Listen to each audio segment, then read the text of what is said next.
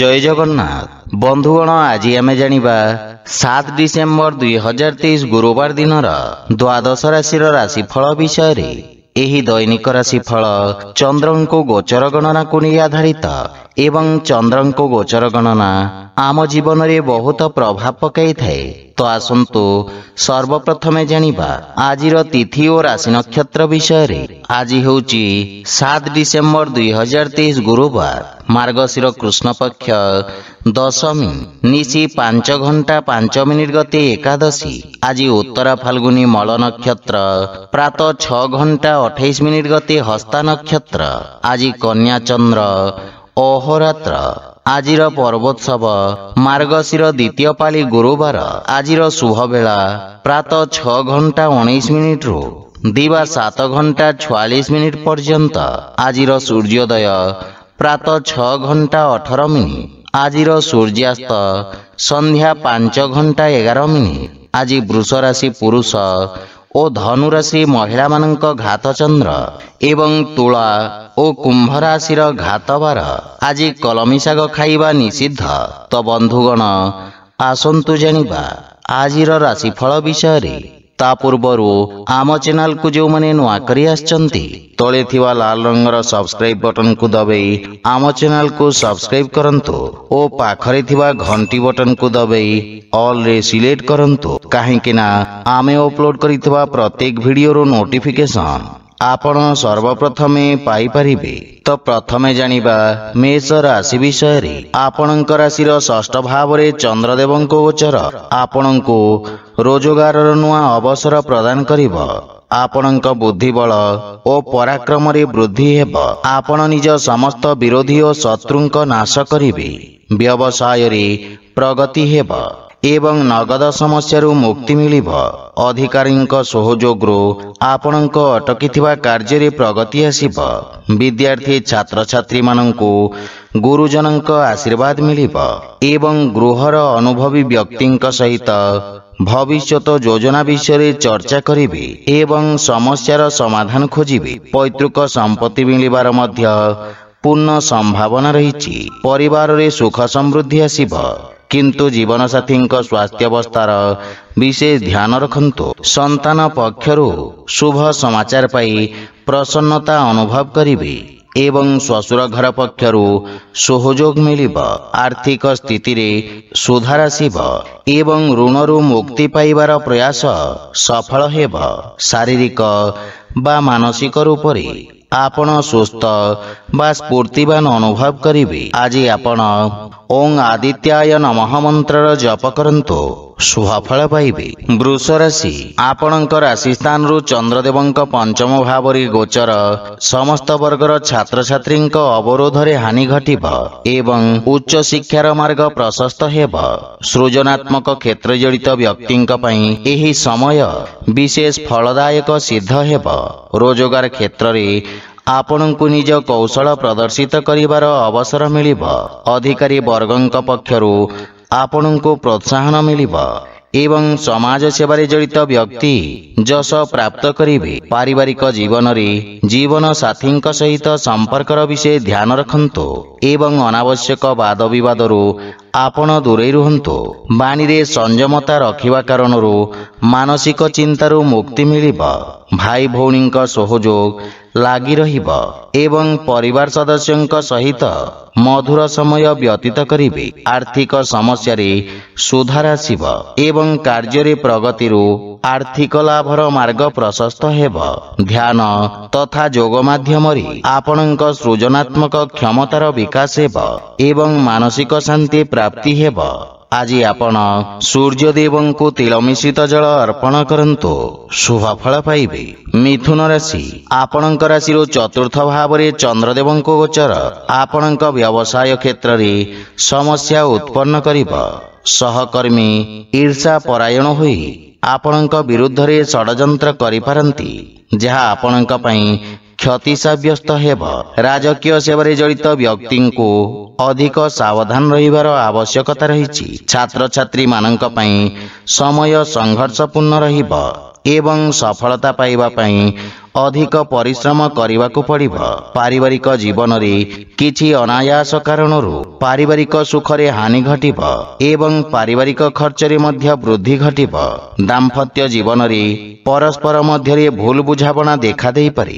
ସେଥିପାଇଁ ଛୋଟ ଛୋଟ କଥାକୁ ଧ୍ୟାନରେ ରଖନ୍ତୁ, ଅନ୍ୟଥା ମନୋମାଳିନ୍ୟର ସମ୍ଭାବନା ରହିଛି। କିନ୍ତୁ ପ୍ରେମ ଜୀବନରେ କିଛି ମଧୁର କ୍ଷଣ ପ୍ରାପ୍ତି ହେବ।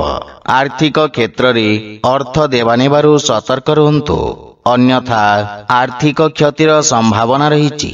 ମାତାଙ୍କ ସ୍ୱାସ୍ଥ୍ୟାବସ୍ଥାରେ ଉଚ୍ଚ ନିଚ ଦେଖାଦେଇପାରେ ଏବଂ ଆବଶ୍ୟକତା ଅନୁସାରେ ସ୍ୱାସ୍ଥ୍ୟାବସ୍ଥାର ଧ୍ୟାନ ରଖନ୍ତୁ। ଆଜି ଆପଣ ଗୋମାତାଙ୍କୁ ଖାଇବାକୁ ଦିଅନ୍ତୁ, ଶୁଭ ଫଳ ପାଇବେ। କର୍କଟ ରାଶି, ଆପଣଙ୍କ ତୃତୀୟ ଭାବରେ ଚନ୍ଦ୍ରଦେବଙ୍କ ଗୋଚର ଆପଣଙ୍କ ଯଶ ତଥା ମାନ ସମ୍ମାନରେ ବୃଦ୍ଧି କରିବ। ଧାର୍ମିକ କାର୍ଯ୍ୟରେ ଆପଣ ଭାଗ ନେଇପାରନ୍ତି ଏବଂ ଲୋକେ ଆପଣଙ୍କ କାର୍ଯ୍ୟର ପ୍ରଶଂସା କରିବେ। ରାଜନୀତି ସମ୍ବନ୍ଧିତ ବ୍ୟକ୍ତିଙ୍କ ବର୍ଚସ୍ୱ ତଥା ପରାକ୍ରମରେ ବୃଦ୍ଧି ହେବ ଏବଂ ଆପଣଙ୍କ ଦ୍ୱାରା କରାଯାଇଥିବା ସମାଜ ସେବା କାର୍ଯ୍ୟକୁ ପ୍ରୋତ୍ସାହନ ମିଳିବ। ରୋଜଗାର କ୍ଷେତ୍ରରେ ଆପଣ ସମସ୍ତ କାର୍ଯ୍ୟକୁ ନିଜ ଅନୁଭବ ଦ୍ୱାରା ସଫଳତାପୂର୍ବକ ସମ୍ପନ୍ନ କରିବେ। ବ୍ୟବସାୟୀ ବର୍ଗଙ୍କ ପାଇଁ ସମୟ ଉତ୍ତମ ରହିଛି ଏବଂ ଜୀବନସାଥୀଙ୍କ ସମ୍ପର୍କରେ ସୁଧାର ଆସିବ ଏବଂ ଆପଣଙ୍କ ସମ୍ମାନ ବୃଦ୍ଧି ପାଇବ। ପରିବାରରେ ହସ ଖୁସିର ବାତାବରଣ ଲାଗି ରହିବ। ଭାଇମାନଙ୍କ ପକ୍ଷରୁ ବିଶେଷ ସହଯୋଗ ମିଳିବ। କାର୍ଯ୍ୟ ବ୍ୟସ୍ତତା ମଧ୍ୟରେ ପ୍ରେମ ଜୀବନ ପାଇଁ ସମୟ ବାହାର କରିବେ, ଯାହା ଫଳରେ ମନ ପ୍ରସନ୍ନ ରହିବ ଏବଂ ଆର୍ଥିକ ସ୍ଥିତିରେ ଉନ୍ନତି ହେବାକୁ ଲାଗିବ। ଭବିଷ୍ୟତ ପାଇଁ ଆପଣ କିଛି ସଞ୍ଚିତ ଯୋଜନାରେ ନିବେଶ କରିବେ। ସ୍ୱାସ୍ଥ୍ୟାବସ୍ଥା ଉତ୍ତମ ଅନୁକୂଳ ରହିବ। ଆଜି ଆପଣ ବୟୋଜ୍ୟେଷ୍ଠଙ୍କ ଆଶୀର୍ବାଦ ନିଅନ୍ତୁ, ଶୁଭ ଫଳ ପାଇବେ। ସିଂହ ରାଶି, ଆପଣଙ୍କ ରାଶି ସ୍ଥାନରୁ ଦ୍ୱିତୀୟ ଭାବରେ ଚନ୍ଦ୍ରଦେବଙ୍କ ଗୋଚର ଆପଣଙ୍କ ଲାଭର ସ୍ଥିତିରେ ବୃଦ୍ଧି କରିବ। ବାଣୀରେ ମଧୁରତାର ପ୍ରଭାବ ରହିବ। ପତ୍ରକାରିତା ତଥା ଲେଖନୀ ଆଦି କ୍ଷେତ୍ରରେ ଆପଣ ସଫଳତା ପ୍ରାପ୍ତ କରିବେ ଏବଂ ସମ୍ପତ୍ତି ସମ୍ବନ୍ଧିତ ବିବାଦର ସମାଧାନ ହେବାର ସମ୍ଭାବନା ରହିଛି। ଆପଣଙ୍କ ସାମାଜିକ କ୍ଷେତ୍ରର ବିସ୍ତାର ହେବ। କାର୍ଯ୍ୟକ୍ଷେତ୍ରରେ ଲୋକେ ଆପଣଙ୍କ କାର୍ଯ୍ୟଶୈଳୀରେ ପ୍ରଭାବିତ ହେବେ ଏବଂ ପାରିବାରିକ ଜୀବନରେ ଜୀବନ ସାଥୀଙ୍କ ସହିତ ଉତ୍ତମ ସମୟ ବ୍ୟତୀତ କରିବେ। ପରିବାରରେ ପ୍ରେମ ତଥା ଉତ୍ସାହର ବାତାବରଣ ରହିବ। ପିତାଙ୍କ ସହଯୋଗ ତଥା ମାର୍ଗଦର୍ଶନରୁ ଆର୍ଥିକ ଉନ୍ନତି ହେବ। କିନ୍ତୁ ପ୍ରେମ ଜୀବନରେ କିଛି ମନୋମାଳିନ୍ୟ ଦେଖାଦେଇପାରେ ଏବଂ ଆର୍ଥିକ କ୍ଷେତ୍ରରେ ଉନ୍ନତି ହେବ ଏବଂ ଧନ ସମ୍ପତ୍ତି ବୃଦ୍ଧିର ଯୋଗ ରହିଛି। କିନ୍ତୁ ଅନାବଶ୍ୟକ ଖର୍ଚ୍ଚରେ ନିୟନ୍ତ୍ରଣ ବଜାୟ ରଖନ୍ତୁ। ସ୍ୱାସ୍ଥ୍ୟାବସ୍ଥା ଉତ୍ତମ ଅନୁକୂଳ ରହିବ। କିନ୍ତୁ ବୟସ୍କ ବ୍ୟକ୍ତିଙ୍କ ଅସ୍ଥି ସମ୍ବନ୍ଧିତ ସମସ୍ୟା ଆପଣଙ୍କୁ ହଇରାଣ କରିବ। ଆଜି ଆପଣ ଓଂ ଆଦିତ୍ୟାୟ ନମଃ ମନ୍ତ୍ରର ଜପ କରନ୍ତୁ, ଶୁଭ ଫଳ ପାଇବେ। କନ୍ୟା ରାଶି, ଆଜି ଚନ୍ଦ୍ରଦେବ ଆପଣଙ୍କ ରାଶି ସ୍ଥାନରେ ଗୋଚର ଭ୍ରମଣ କରିବେ, ଅର୍ଥାତ୍ ଆପଣଙ୍କ ବ୍ୟକ୍ତିତ୍ୱରେ ଆକର୍ଷଣ ବା ଚମକ ଆସିବ। ଆପଣଙ୍କ ଆତ୍ମବିଶ୍ୱାସରେ ବୃଦ୍ଧି ଘଟିବ। ବ୍ୟବସାୟ କ୍ଷେତ୍ରରେ ଆପଣଙ୍କ ଦ୍ୱାରା କରାଯାଇଥିବା ପରିବର୍ତ୍ତନ ସକାରାତ୍ମକ ପରିଣାମ ପ୍ରଦାନ କରିବ। ଆପଣଙ୍କ ବ୍ୟବହାରିକ ବିଚାର ପୂର୍ବରୁ ଦେଖାଦେଉଥିବା ସମସ୍ୟାରୁ ଆପଣଙ୍କୁ ମୁକ୍ତି ପ୍ରଦାନ କରିବ। ସମାଜରେ ଆପଣଙ୍କୁ ପ୍ରତିଷ୍ଠା ପ୍ରାପ୍ତି ହେବ। ଇଚ୍ଛୁକ କ୍ଷେତ୍ରରେ ଉଚ୍ଚ ଶିକ୍ଷାର ମାର୍ଗ ପ୍ରଶସ୍ତ ହେବ। ପିତାଙ୍କ ପରାମର୍ଶ ମହତ୍ୱପୂର୍ଣ୍ଣ ସାବ୍ୟସ୍ତ ହେବ ଏବଂ ଜୀବନସାଥୀଙ୍କ ସମ୍ପର୍କରେ ପ୍ରଗାଢ଼ତା ଆସିବ। ମାତୃଳ ଘର ପକ୍ଷରୁ ଲାଭର ସମ୍ଭାବନା ରହିଛି ଏବଂ ବିଦେଶରୁ ଶୁଭ ସମାଚାର ପ୍ରାପ୍ତି ହେବ। ବିବାହ ଯୋଗ୍ୟ ବ୍ୟକ୍ତିଙ୍କ ପାଇଁ କିଛି ଉତ୍ତମ ପ୍ରସ୍ତାବ ମିଳିବାର ସମ୍ଭାବନା ରହିଛି।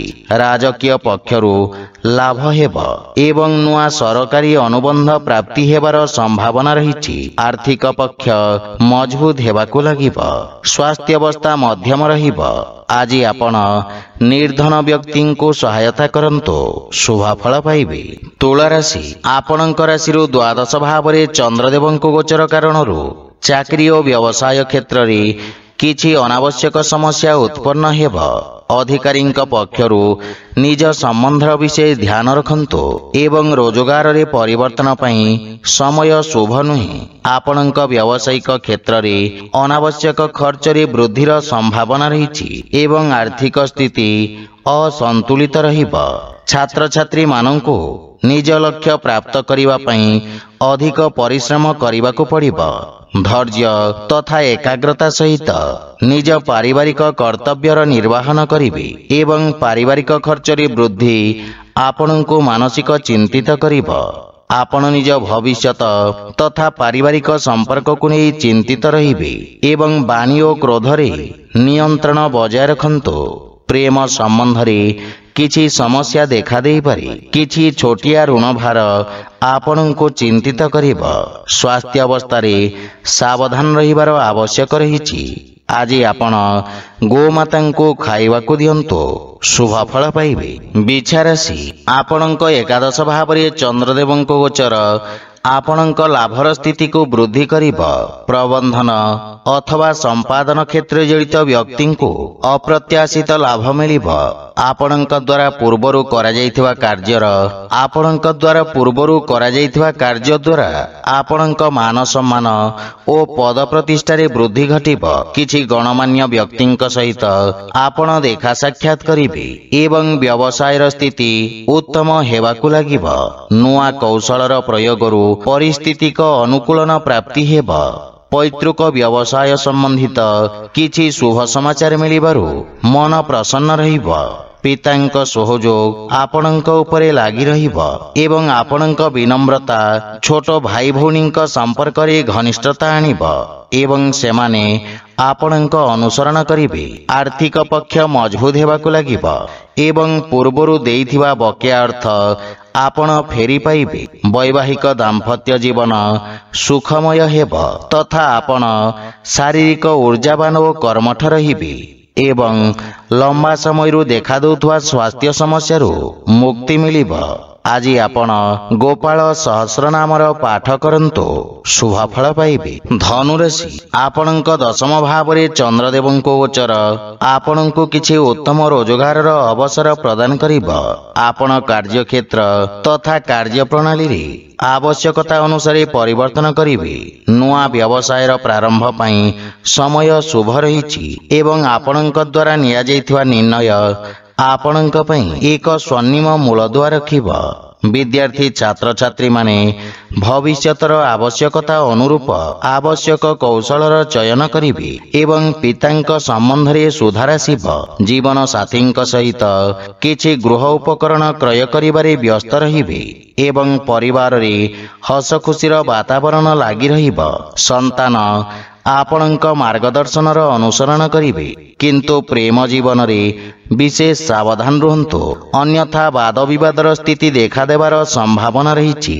ଆର୍ଥିକ ସ୍ଥିତି ସୁଦୃଢ଼ ହେବ ଏବଂ ଆୟର ନୂଆ ସ୍ରୋତର ନିର୍ମାଣ ହେବ, କିନ୍ତୁ ଶ୍ୱାସ ସମ୍ବନ୍ଧିତ ରୋଗୀ ସ୍ୱାସ୍ଥ୍ୟାବସ୍ଥାର ବିଷୟ ଧ୍ୟାନ ରଖନ୍ତୁ।